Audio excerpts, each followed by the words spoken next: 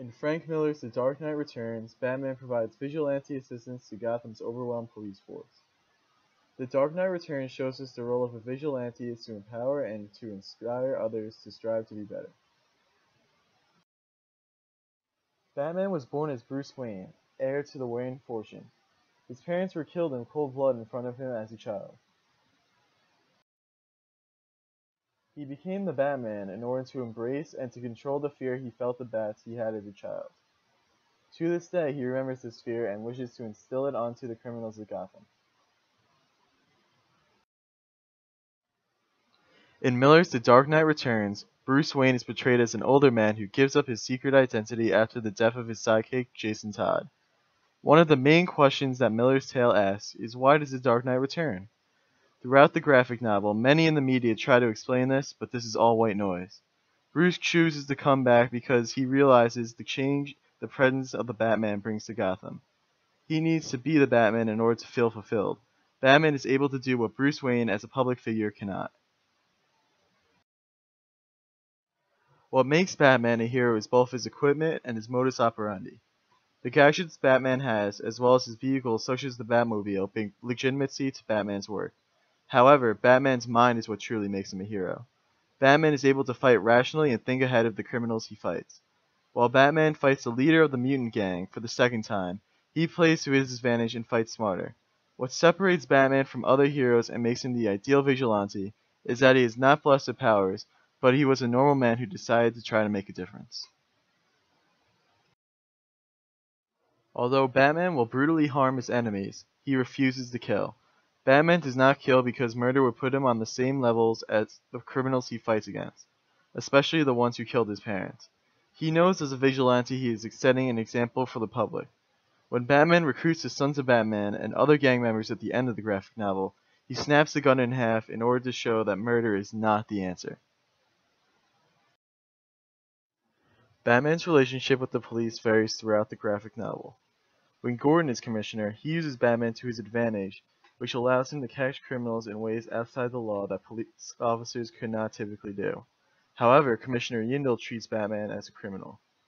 The older characters in the novel are more accepting of Batman because they have seen firsthand what he is capable of and know of the time when Batman was around capturing criminals. In the panel picture, the older cop is more accepting of the return of Batman because he hopes it will bring things back to the way they were. The Dark Knight Returns also features the debut of Carrie Kelly as Robin. Carrie is just a normal girl who, after being saved by Batman, decides to make a difference and become Robin. What separates Carrie from other Robins is that she has no experience and just chooses to become Robin without even knowing Batman himself. Batman almost immediately accepts her despite Alfred's arguments against the idea. Carrie Kelly shows us that with enough determination, anybody can become a hero. According to Batman, Superman has lost sight of what it means to be a hero. Superman does not use his vigilantism for empowering the common people, but uses it to the benefit of the American government. Superman is no longer a hero, and now a weapon. Superman is used as a contrast to Batman, because while Superman is portrayed as practically a god, Batman is just a man. Batman's conflict with Superman is not only used to show the conflict in ideology between the two characters, but also to show that man is capable of overcoming any obstacle, as Batman is able to defeat Superman with the help of Oliver Queen. What Batman shows us in The Dark Knight Returns is that we can all be heroes, and sometimes we have to take justice into our own hands.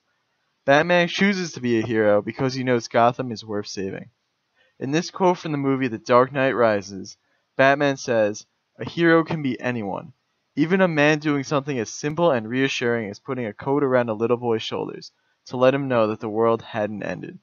At the end of the graphic novel, although Batman appears to be dead, he lives on through who Bruce trains to fight with his ways. Finally, and perhaps most importantly, Batman teaches us not to be afraid. Instead of letting fear control us, we must show defiance and stand up to justice. When acts of terrorism and tragedy happen, we must show that our hope and spirit has not been destroyed, but instead we are brought closer together. When tragedy strikes Gotham, Batman immediately rises to the danger, and more importantly, inspires others to do the same. The panel captured shows a priest talking about how he was saved by a civilian inspired by Batman. Batman teaches us that if we are not afraid, fear cannot control us.